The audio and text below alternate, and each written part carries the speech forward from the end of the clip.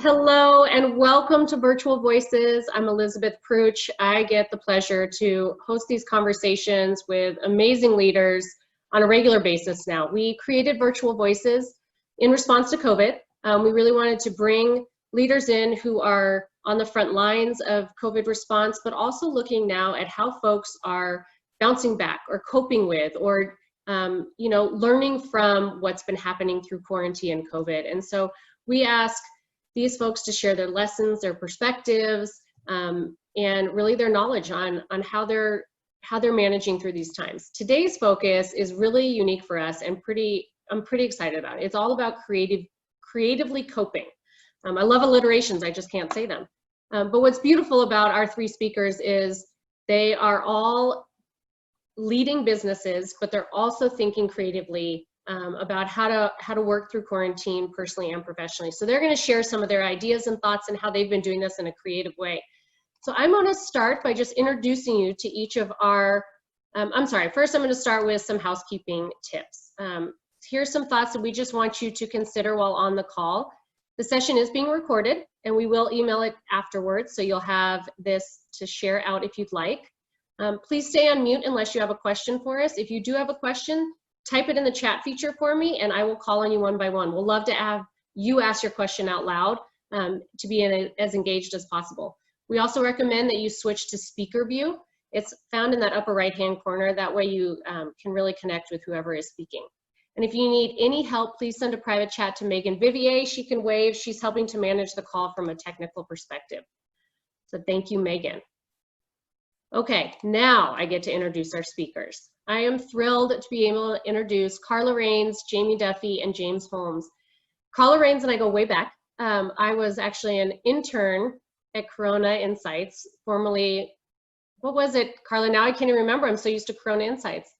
Corona Research. Corona Research, back in the day when they were at the Zhang Mansion. But Carla is an LD 2008 and an Access Denver graduate. She is the co-owner of Corona Insights and creator of Differentiation Zone.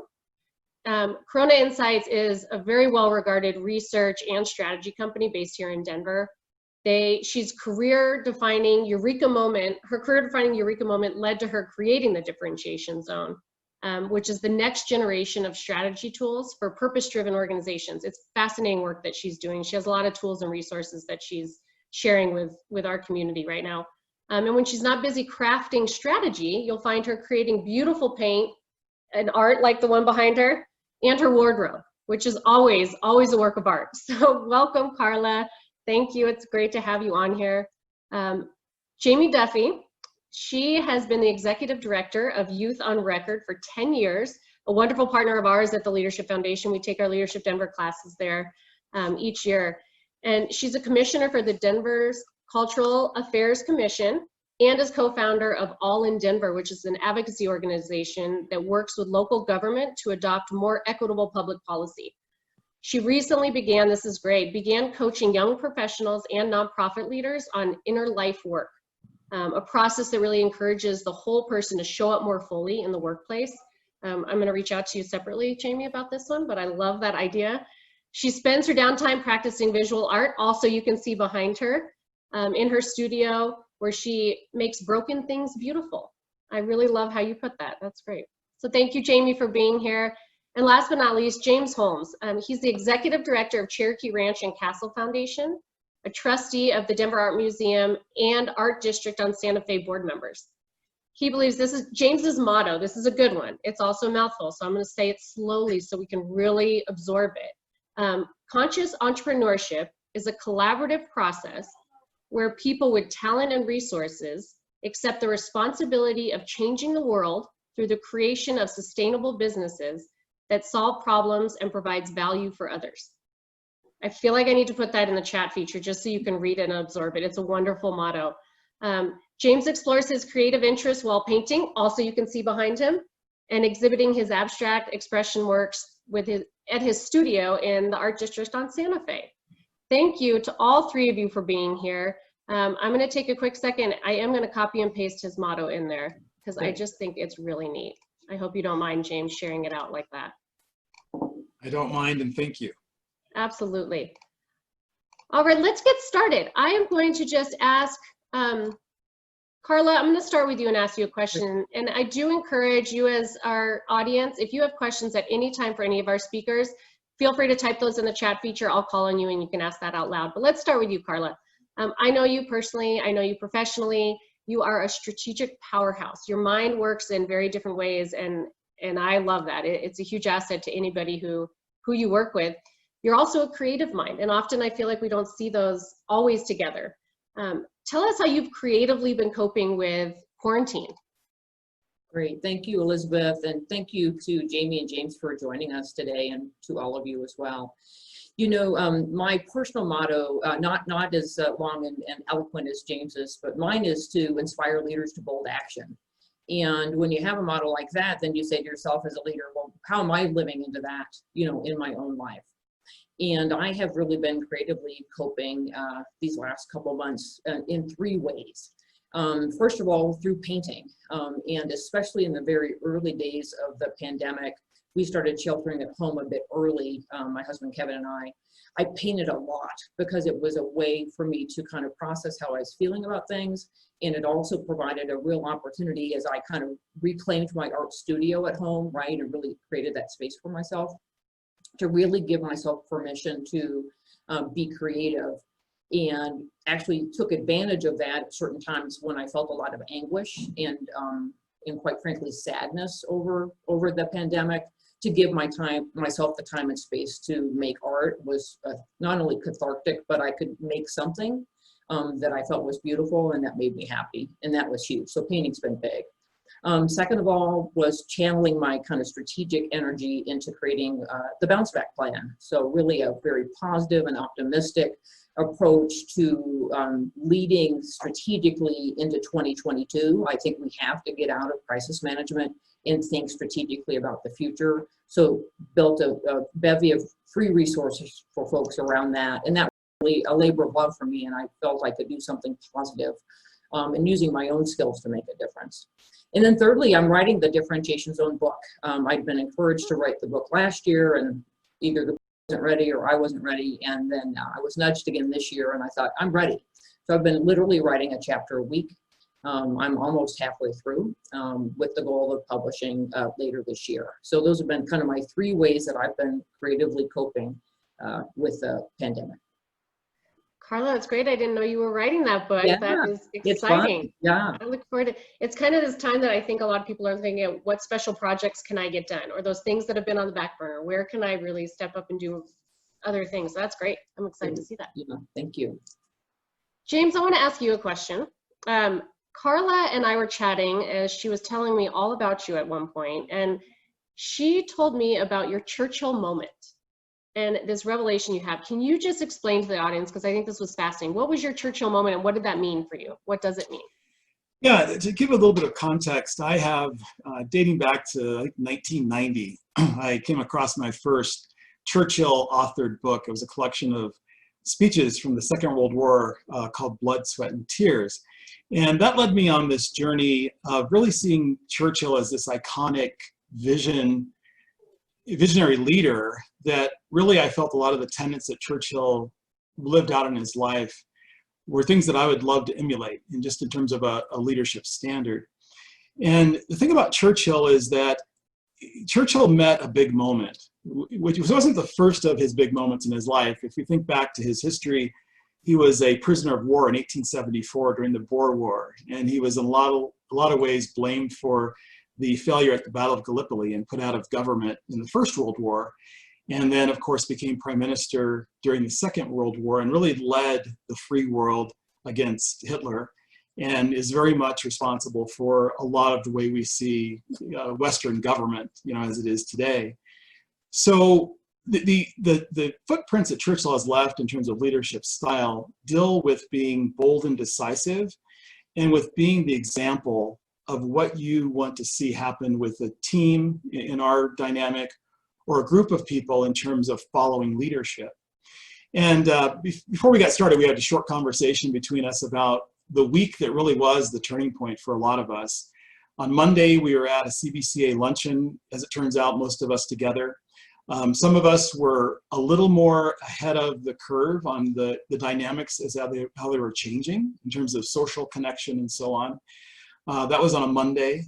Carla and I had a conversation after Jamie made a very bold decision. Really, I give Jamie Duffy credit for being the first among our peers to really make that hard choice around her organization in terms of closure. And Carla and I were talking, and she said to me, you know, this is probably your Churchill moment on that conversation.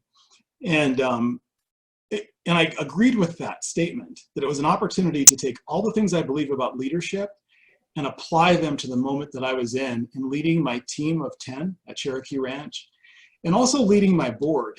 And when I made the decision to close Cherokee down on the 13th of the month, so 2 days, it was 2 days later, the night Carla and I talked, I called my board president and said, I've made a decision. I think we have to close Cherokee Ranch to public programming for the health and safety of our staff, our volunteers, and our patrons. And I'm not asking for permission, I'm asking for support. And that was the difference in that moment. If I would have posed it a different way and said, I'm considering it, what do you think? It would have led to a process of having to evaluate that. And we wouldn't have been a leader, we would have really been a follower in things that happened as the days unfolded beyond that. So in that moment, the key was decisiveness. And I think that one of the leadership lessons of Churchill's life, whether he was right in a decision, as it turned out, or wrong in a decision, which happened a few times in his life, he was decisive. And he was making decisions based on sound principles. And I think that's what leads to great leadership. And so that was my moment. There's a quote that I want to share with you guys that just, I think, really encapsulates what I'm saying. And Churchill says, a demonstration of personal courage can be galvanized in a team or organization that lacks resolves when you act boldly and decisively. And I think that's the moment that many of us have faced through this experience. I love that. I think that probably resonates with a lot of us. I'd love in the chat feature, if anybody else had a Churchill moment like this, we'd be curious to hear them. I think that the fact that you recognized, James, that decisiveness was so important at that moment was really key. I think Dan, who's on this call, our executive director, can attest also. We had conversations on May 12th, which our large luncheon was that day, and we had to make that decision also. And it wasn't easy, but we had to be decisive, and that's what we did. So thank you for sharing that. I appreciate that. And Dan actually has a question for you. Dan, please unmute. I know you know how. There we go. I didn't realize I was allowed to actually ask a question. Absolutely. I was just typing We into wanna hear chat your and voice. hoping that James would see it. I did. Hi, wonderful. Yeah, my question is, yes, boldly and decisively, but doesn't the bold, the how you do it, follow some decisions first, like that are tied to your values? And I mean, tell us how you made the decision, why you made the decision, and then acted boldly. Because I see a lot of leaders, also in the public sphere, who are extremely bold. I got a problem with some of the values I'm seeing. No, Dan, that is so important. And I'm glad you asked the question the way you did. So the values that were a part of that conversation that Carla and I had that then led to my contemplation and arriving at that decision dealt with the position that I was in terms of heading a foundation that had a really clear mission and was built on a set of values by an individual founder. So it's kind of a unique moment that it wasn't just representing my own feelings or belief, but also representing the legacy of someone that was the founding voice, Tweet Kimball in this case, of the foundation. I thought a lot about our staff and our contractors. Our contractors we treat differently than sometimes businesses do. They're essentially part of the family. That's how we look at it. So it's like 2 or 3 of those individuals, our 9 staff members, so really 10 or 11, 12 people involved. What was going to be best for them and their individual choices as well? What was best for the reputation of the foundation? If we were to remain open, continue to have public events with a lot of people coming in, and it started to unfold that it really wasn't a good decision to do that, and we're putting people's health and well-being at risk, what would that mean to the foundation's reputation and our position? And the only way to really, I think, be able to stand with integrity that it was a principled decision based on public safety was you don't wait 3 or 4 days and expose people if you think the decision's to be made tonight. And so that really was the principle, was protecting the health and welfare of our staff, volunteers, and our patrons. And then the timing had to be now, because if it's an emergency or if it is serious or there is a risk, exposure risk, waiting 2 or 3 days or going into a special meeting and, you know, letting that decision drag on would not support the values. And so that was the other important consideration. I'll tell you what was never really considered. It was certainly thought about as a responsible business person, was the financial impact, but that had no part in a yes or go or no go in the decision. So putting people over profit, even as we're a nonprofit, but we still have to operate, you know, on a budget. But knowing what it was going to cost us by canceling events, potentially canceling weddings, and all those considerations had to be secondary to the primary values that we represent with our mission and the legacy we're trying to protect for Tweet Kimball. And then, of course, like I say, the health and safety of everyone involved. So those were the factors. Thank you, James, for going into Thank you, detail. Dan. I think that is a good question. Yeah. Jamie, question for you. I mean, you running Youth on Record, it's a creative organization as it stands, and it's a phenomenal organization that really brings in youth from all over and gives them that opportunity to connect on a musical level and create in a different way. What's been tough about this, right, is that there's not, that while virtual connection has made it very broad and available for a lot of people to connect, it's also made it kind of a challenge for those who don't have access to internet or computers or what it might be. How have you been finding ways to creatively keep your team and your audiences involved in your work? Yeah, thanks so much. Yeah, and thanks for having me. You know, I can talk about this on 2 levels. One is, how are we kind of bridging that digital gap and encouraging creativity with our young people, and then also some of the work that we're doing that I'm trying to do with my staff to encourage their creativity. For those of you who don't know, about 95% of Youth on Record staff are professional local working musicians. 30% of them are former students, and so we have a really interesting staff makeup. So with our students, the first thing we saw, we work primarily in Denver Public Schools and Aurora Public Schools, is these weren't new issues for us, but it was kind of illuminated for everyone else that, oh my Lord, America's school children do not have access to internet or the technology they need in order to have virtual learning experiences. So what we started to see was the education gap widen very quickly, especially when we're talking about marginalized and minoritized students. So while some students didn't miss a beat, our kids went for several weeks without formal education. And one thing that folks didn't think about is, while they may have had one device in the home, if you have multiple siblings in the home, there's not a device for every child. So what we started doing immediately was getting our teaching artists ready to teach. We had them in cohorts together virtually to start building their lesson plan so that immediately they could be ready to teach the students online once the district handled the internet and equipment issues. But we started thinking about learning as a whole family. Youth on Record's always been a whole child's model, but we started thinking about the whole family model. Who's in the household? And also, with so many of our students, the phone calls they get from home usually indicate that they're in trouble, right? And so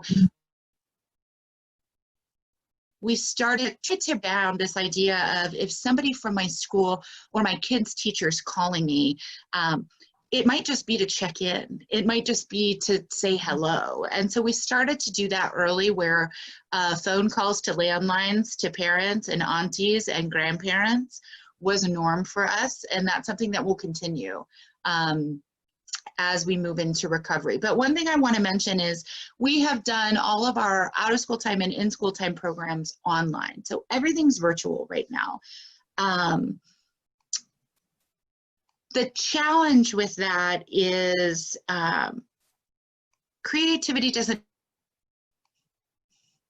necessarily happen like in this setting. So what we started to see was this is an opportunity for lessons, but the workshopping and the work needs to happen offline. So many of our final projects with students were, let's do the lesson here, and then we would hand deliver supplies to their homes to complete their final projects. One of the projects we did with our Young Men of Color initiative in Aurora, we got blank yard signs and collage materials and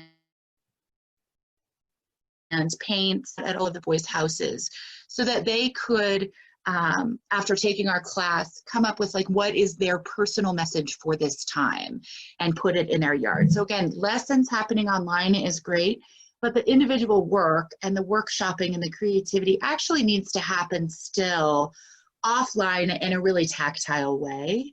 And that's what we found with music making and art making. With my own team, we started doing our inner life sessions weekly as opposed to monthly. And that's an opportunity for us to come together and kind of dig deep into the inner life. And so a lot of that work, again, lessons and conversations would happen online, but I would leave our team with prompts. So they would, some of them were artistic prompts where they would kind of dig into a particular archetype in their life, but draw that, right? Like, what does their anxiety look like? Like, who is it? Is it an imaginative figure? Or write a poem about it or write a song about it. So I think that simple flip is something we can all do. This is for lessons. It's for some communication. But this isn't the end all be all. We still have to get our hands messy and do some tactile work, and encouraging our teams to do that, our clients to do that, has been really helpful to us. And that's one of the things that we've been working on.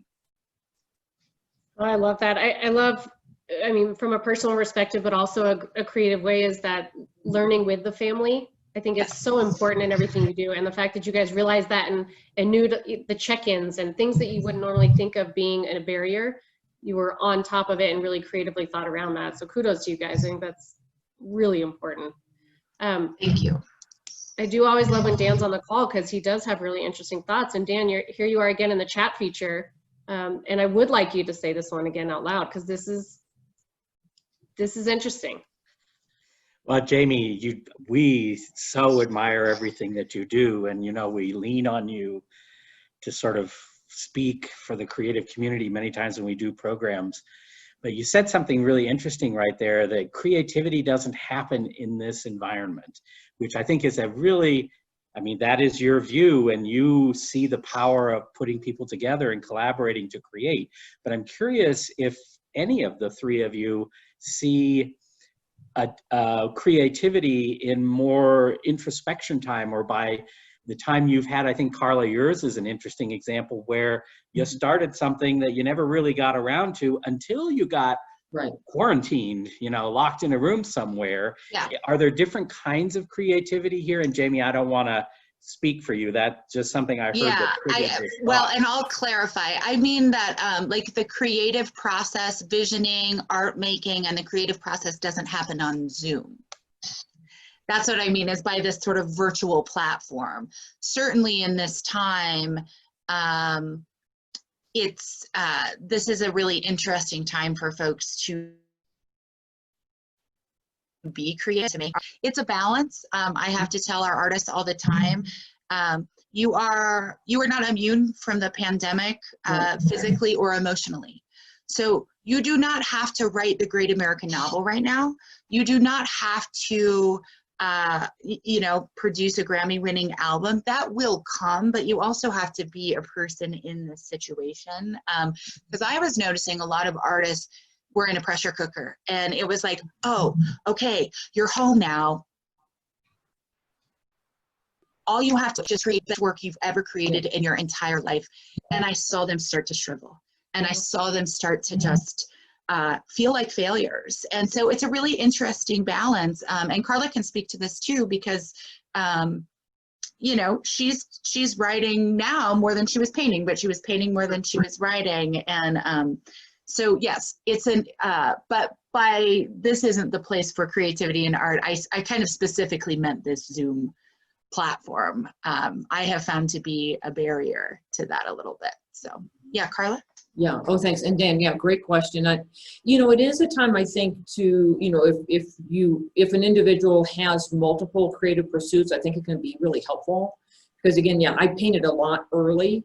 And since I've been writing more and I blog weekly, my creativity is really going into that. And so I haven't been painting as much. And I've learned over time in terms of what's satisfying to me in terms of my artistic pursuits is I know when I'm ready to paint. And there are times for me when I need the physical action of painting. I need the physical and kind of emotional experience of it. Even if I'm not necessarily, how do I put this? I may not be satisfied always with the end product, but I need to be in the moment of that experience. And I think that's something that's, I think, especially important. And as Jamie said, but no pressure, right? Just get in and do it.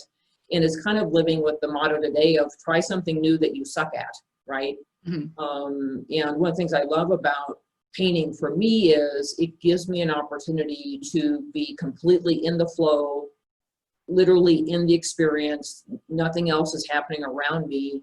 And I get to create something from scratch myself, right? I get to kind of step in front of the canvas and figure out what do I want to do with this and then see kind of what happens.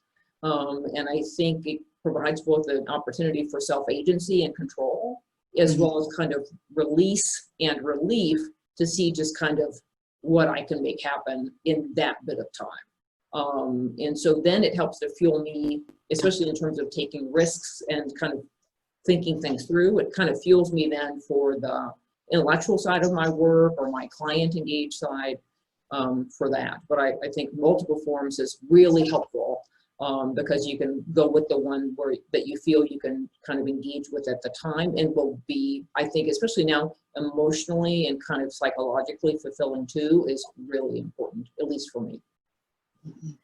Well, what's so interesting about talking about this, the three of us were talking, four of us, I should say, we're talking before this started about painting over a canvas. Yeah. Right? And I'm not a painter. I'm not creative in that way. And so it's really interesting that the fear and the idea of even painting over a piece of art that you just created can create a lot of anxiety, and you can relate it a lot to the work we're all experiencing right now. We've had to completely shift our working models and paint over our canvases to create something that works now. And kind of, as you put it, Carla, earlier, reimagining what we're doing. And that can be hard, but it's so important, and wonderful things come out of that. Virtual Voices, this is an example of that, right? We had to reimagine how we were going to engage our alumni, and we painted over our canvas, and this is what we have. And so I think that the important part there is we may not all paint, but we all have connections to what this feels like, and the importance of getting creative and stepping outside of what you're typically doing in that creativity and just learning new ways to look at this. There are some great comments coming up in the chat feature too, so I encourage everybody to just read those. Jamie, sorry I interrupted. That's okay. Oh no, I think James was going to say that. Oh, James, sorry. I just want to add something to that, and I echo everything that Carla just said. My method of painting is very much from the inside out, so it's very much an emotional experience influenced by any number of things on a given day, that I take to the studio. But what I wanted to say is I think it's important to kind of, on your comment, Elizabeth, about even if you don't paint, the value of creative process and the embrace of art at a time like this can be incredibly important. And it's been true throughout history that if you think about even the famous story of Pablo Picasso during the Second World War with this massive painting that he made as a social statement to human slaughter, and how that rallied people and brought people forward in terms of courage that art inspires. And I have to really give acknowledgement to art organizations, large and small, and individual artists all across the world that have so selflessly given their art and their craft to the world in the virtual format. Everything from at-home concerts to free exhibits at museums, to online classes that are given without tuition, that are very high level. All these things are meant to provide access to people to art and to embrace art. And at times when you're focusing on business decisions or leadership decisions, adjustments to impacts on your family, to the dynamics of this whole experience that we're sharing, art can be that place that allows you to just see the hope or inspire action. And so art becomes a very important thing in society at the most difficult times when we face common experiences like the one we're going through now. Mm-hmm. Yeah, and I would say, you know, there's the individual art making process, whatever that looks like for you. For me, I find it to be really meditative. I'm not thinking about our balance sheet. I'm not thinking about our strategic plan or my upcoming, lose myself in the form, which is why I personally participate in art making. What I'm finding, you know, so many Youth on Record artists in particular are artists and activists, right? And they're community organizers. What we're seeing is this illumination of inequities in our society that have always been there. They're getting broader, people are starting to see it. So what I'm seeing, and I really like that Christian keeps bringing this up in the chat, that innovation is part of the creative process, right? And so some of those like innovative ways that we're living our lives and becoming new versions of our old selves, I think will lead to a point in global history. That's what's going to be so interesting here, is the globe is experiencing something together. And the art that we will start to see come out of this, if I was predicting a time period, in 18 months and beyond, right? Because people are still sort of absorbing their creativity and their innovation. In some ways is how they're living their lives right now, how they're adapting to the new norm. That will translate into some profound global works of art. I think we also might see some more global collaboration because we're experiencing something together. That is not to say that everyone's having the same experience, because they certainly are not, but there is something shared here. And so I'm really looking forward to seeing what those sorts of collaborations are and what that looks like. That's actually something we're talking about in Denver's public art right now. The 1% for the art is pretty safe right now in a sector that's having a lot of trouble. I mean, the music industry, that is demolished as it was for at least a year, if not more. But with public art, we have the 1% for the arts funds. And so we're really starting to talk about what does public art and visual art actually mean in the public sphere? And how can we bring in performance art and poetry and music into the public arts sector right now in a more sort of holistic collaboration with multiple artists. So I'm seeing some innovative ideas, creative ideas, which I think will lead to some pretty profound tenures. That's great to hear. I want to expand on that actually, Jamie, is the idea of collaboration. We have the Colorado Civic DNA, which are values represented that our community of leaders really brought to the forefront, saying they care a lot about, collaboration being one of them. How have you guys, and I'd like to hear from all three of you, is where have you seen collaboration take place in a creative way within? I mean, you just spoke a bit to it, Jamie, but how have you guys, whether it be personally from your creative world of painting and writing and an artist collaboration, to at work and really getting creative and finding ways to work together with others to get through this? And Jamie, we can start with you, then Carla, and then James. Sure. Well, so I was a Peace Corps volunteer when I was 22, and I lived in Nicaragua. I had never been out of the country before, and I had only been on an airplane once, so I was in like total Zen mind at that time. But it really did change my life, and it kind of changed the way I lead, because I didn't have a whole lot of experience, but I was thrown into this sector that, you know, in Nicaragua that I didn't really know how to do. But what they did is they trained me well. What's relevant about this is I immediately started thinking about my Peace Corps experience when all of this happened, because what I saw was, specifically for the arts and culture sector, we have two sectors that are going to need us desperately, and that is public health and mental health. I immediately started calling people who work in public health and mental health and said, how can we collaborate? Because there's two things happening right now. We have a lot of unemployed artists. We have a lot of unemployed artists. Every single musician that I know who doesn't work for Youth on Record and some other service organizations, including Swallow Hill, the Music District, right? Like folks who are of service, they're unemployed right now. So we've got unemployed artists, and we're going to have a major need for mental health support, contact tracing, all of that kind of work. So I am working to see how I can partner those together. What would an artist corps in this country look like? I mean, I'm having those conversations. And in particular, we're talking to our council district, to the city. You know, we're putting out a lot of PSAs right now. Who should artists? Of course, right? And so how can we employ local artists to do community-based information sharing and be the creatives behind that process so that the message gets across to communities, especially marginalized communities and communities of color? If we work with poets and musicians from those communities to do the PSA. So those are the sort of collaborations that I'm looking at.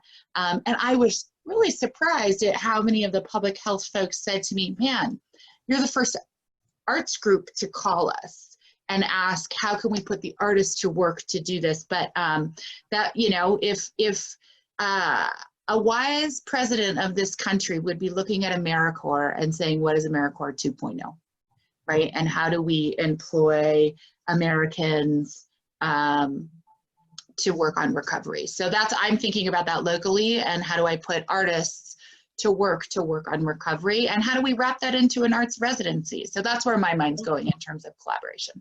Yeah, wow, that is a brilliant idea. I like it. It sounds like you've got some excitement in the chat feature too to join in that quest. Carla, what about you? What about me? So my kind of creative partner is actually on the call, Lydia Hooper.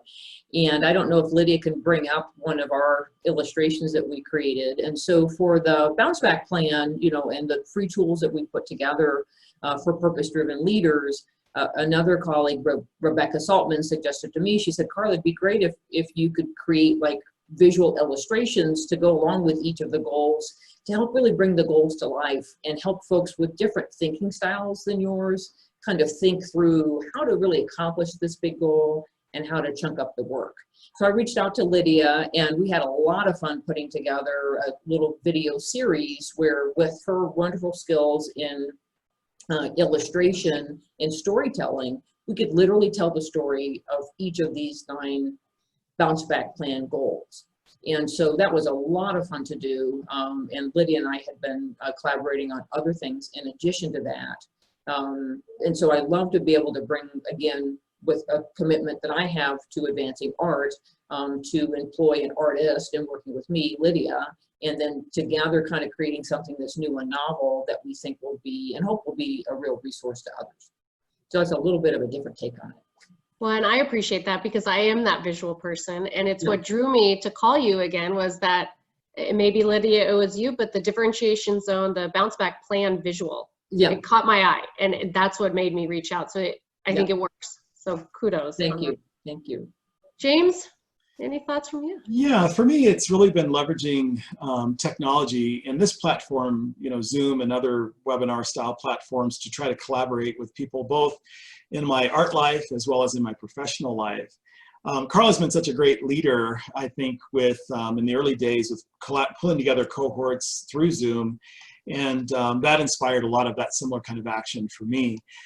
In my case, I have an art collaboration group. We used to meet in our studio, my studio down in the art district on Mondays, and we've taken that to a Zoom meeting. So every Monday we get together Monday evenings and have our Zoom time together. Accomplish much of what we accomplished when we were together.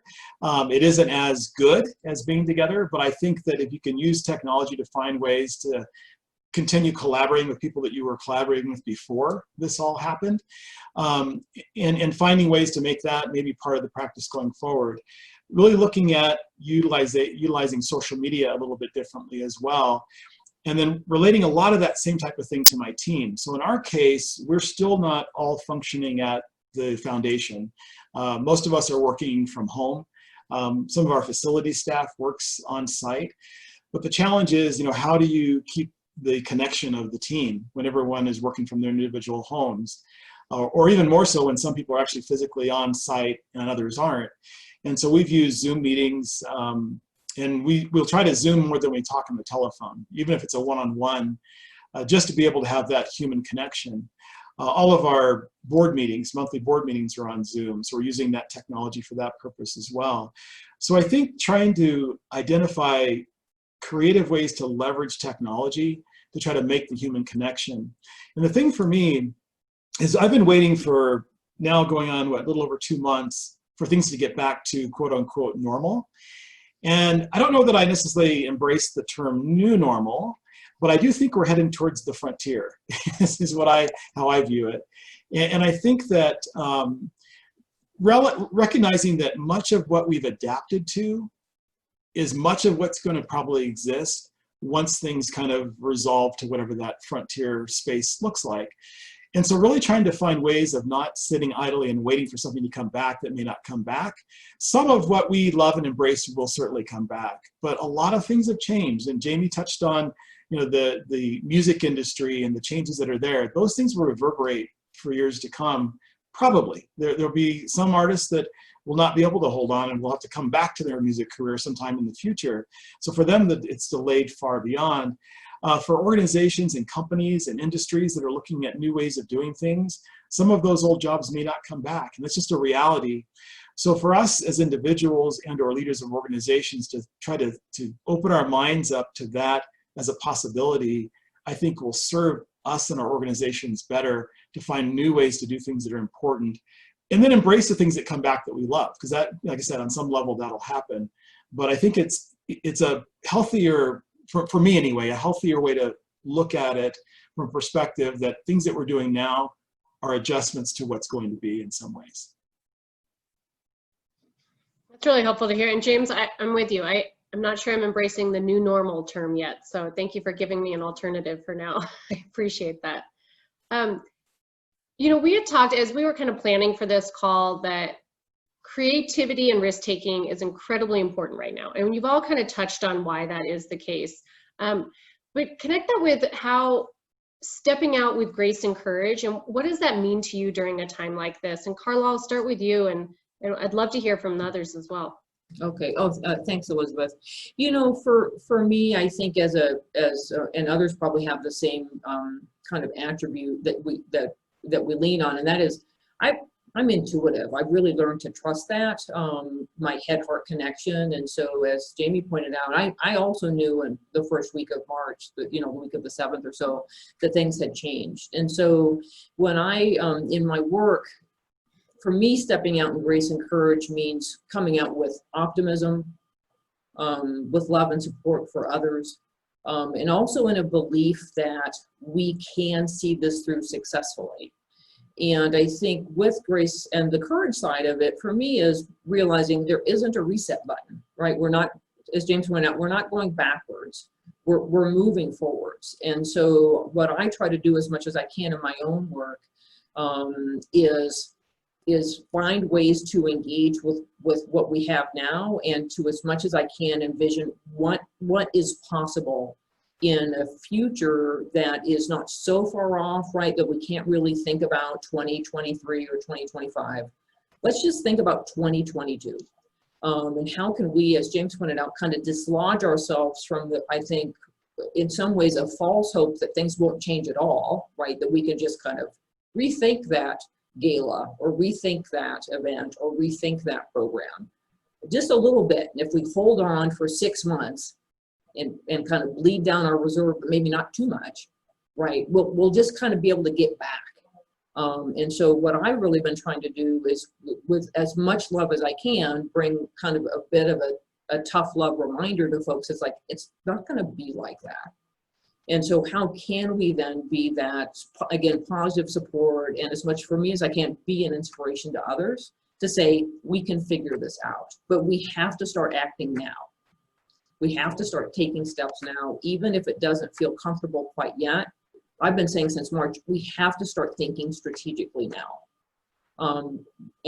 James and I talked about it this morning. We have to be thinking about how we really fundamentally deliver on mission, on our purpose now, and find the ways that do that, that are powerful in different ways than they might have been in the past, but that we're not waiting and assuming that stasis is the same thing as strategy. So that's kind of how I'm trying to live into that, and happy to call and chat with anybody about that, be a resource to you in whatever way I can, in charting kind of our future to what's next. That's really helpful. Thank you. And I hear you loud and clear and appreciate that. James or Jamie, do you guys have anything to add about kind of stepping out with grace and courage, what that means right now? You lead big teams. If not, that's fine. Jamie, you want to go ahead? Yeah, I have some Sure. thoughts. Yeah. Sure. I think for me in this moment, you know, there's organizational decisions that I've made, but like Dan was saying, they're rooted in your core values, right? And so one of our core values at Youth on Record, and something I'm so idea of having the whole person show up to work and be welcome to work all the time. You know, we can create really diverse workspaces. It doesn't mean they're equitable. Like real equitable workspaces means you honor and value the stories and the experiences and the identities of everybody at work. So what I have chosen to do right now is double down on my team. And by that, I mean, to understand even more than I ever did before that they are whole people, and that the whole spirit of that person needs nourishment and needs to be nurtured and needs to be safe and needs to be comforted right now. And so, you know, I've encouraged my team to look at this moment as an individual masterclass. Every single one of us is in an experience right now that is uniquely yours, even though this is happening globally. The people who live in your home or don't, the job you have or don't, right? The exact moment you're in, mastery. And so I've been really encouraging my team to do work around that and paying them, you know, to do work around that. I mean, nobody can do, you know, well, some people are, but for my team, you know, they're not sitting at their computer for 9 hours a day. They're artists. It's not who they are. It's not what they're used to. They're used to teaching kids in person with instruments and equipment, right? So in that other time, I'm encouraging them to dig into their own masterclass and to do that kind of internal work, because what I know is going to happen is if I allow the time and space for my team to do that right now, when things go back, well, not back, but when they go forward into the new normal or whatever we want to call it, they will be stronger. They will have a better sense of agency and a better understanding of who they truly are.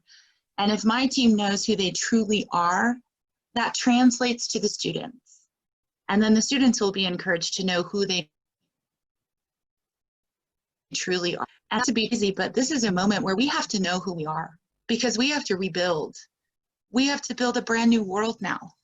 And one way to really do that is to understand what is your masterclass right now.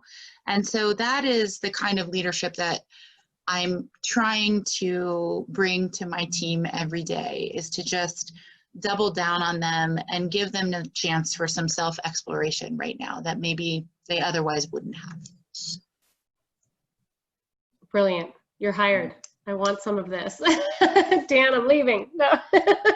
That is really, thank you. James, please, you had thoughts as well. Yeah, I do. And for me, one of those, you know, decisions that were made that first night in the decision to close our public programming was a determination that we weren't going to do what is sometimes an unavoidable decision, and sometimes it just is the easiest thing to do, which is cut staff. Because sometimes you make decisions that are informed, bold decisions, there's consequences to your teams in some of those decisions. But one of them wasn't that, and I had full support of my board on this, so we didn't want to put people that we care about, that we need to have there when we recover, into immediate peril, just again, to put the profit or the financial side of it ahead of the decision and the principles and the decision. So one of the key points is being able to take care of our people. And so we've been, you know, blessed to be able to keep everyone employed, fully employed through this time. Part of that, I will say, is because of the PPP loan, and we're grateful for that. But I think that the leadership has to really be on a micro level in a lot of ways. And I talk to people a lot about the lack of national leadership that we have at the highest level. And that, so lean into your governors and your commissioners and your county council people if you need that kind of administrative, civic support. That's where it comes from. But it even goes down, closer to that, to your own individual organization and the decisions you're making and how it affects the people that you are leading. I also think on a personal level, like right now, I'm buying as much art from people as I did before this because I think artists need support. So, those who can, should, and do, and I believe that. And so that's just a simple way that I can continue to just take care of the people that I support and care about, is to recognize that they're hurting right now, a lot of the artists. And so if I can, then I do. And I think finding ways to do that, whatever that looks like for you as an individual, it's just as important if that means you pick up the telephone and call someone who you know is struggling, or who you suspect might be struggling, or who maybe can't quite figure out in their own dynamic how to make this situation work, and give that guidance and give that time, and do so freely. And I think that that's a way that we can really impact people and exercise that idea of grace and courage. Being courageous to say, I'm here and vulnerable to you to help you, and then having the grace to have compassion to say, what can I do? Whether it's buying a piece of your art, or giving you advice, or just encouraging you at a time where you might need the encouragement. I love that. It's really the sense of community and stepping up where we can and when we can. Thank you, James.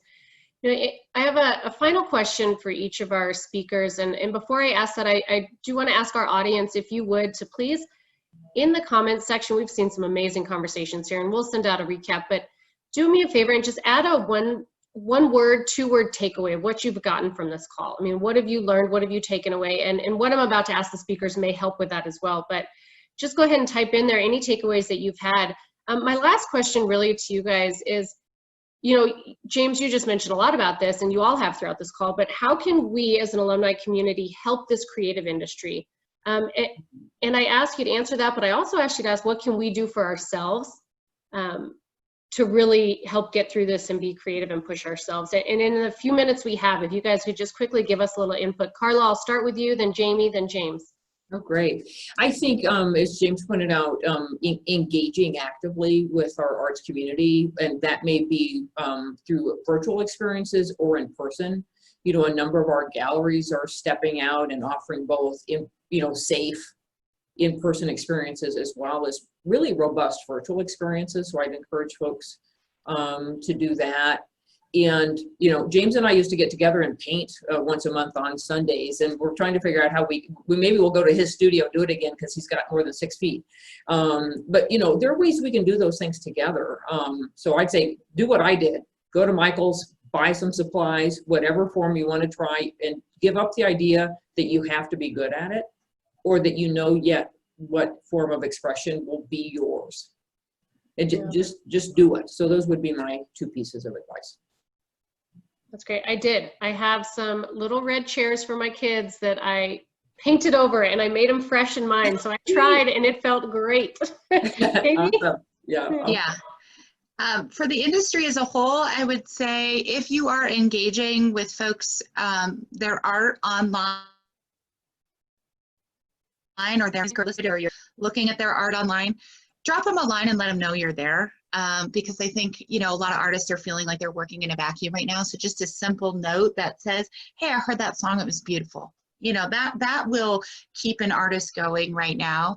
And I would say, personally, for everybody, just an understanding that creativity and art making are a little bit different processes, and whatever that activity that allows you to be creative and that you can lose yourself in, let yourself do that. Let yourself know that that's actually part of the COVID recovery process. That's actually part of the visioning and building the new world's process. I say, just like the body can't run all day, the mind can't run all day. You have to let your mind, engage in something else. And so allowing yourself the time and the space and the permission to say, this is actually a part of my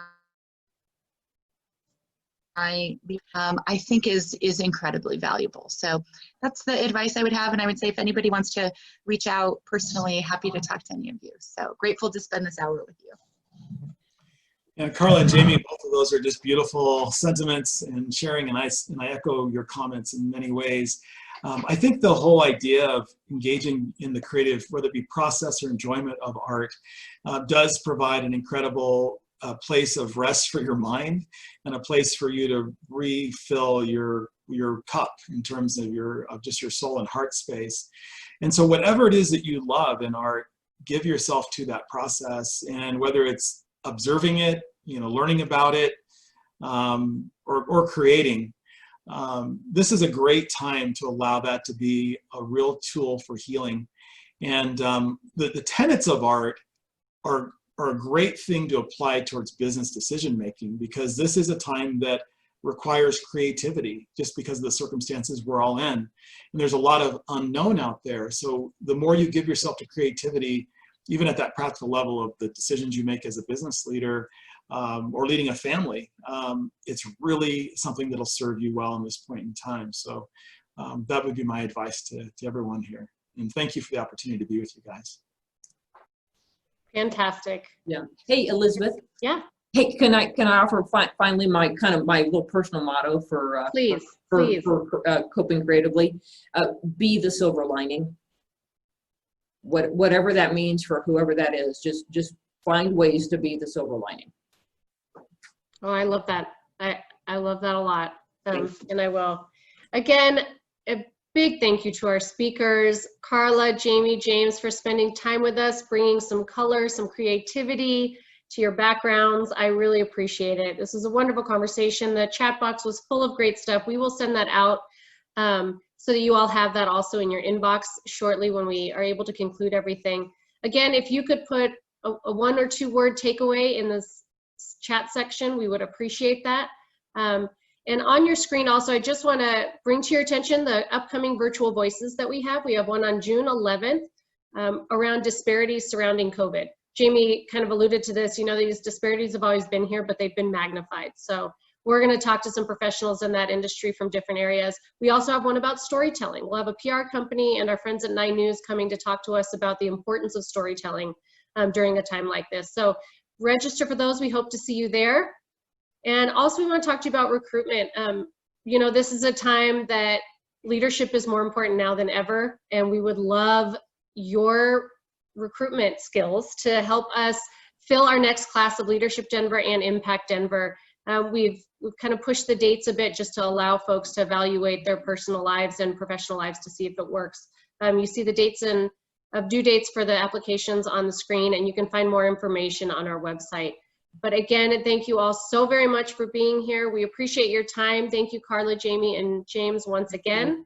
And we hope to see you all soon. Take care.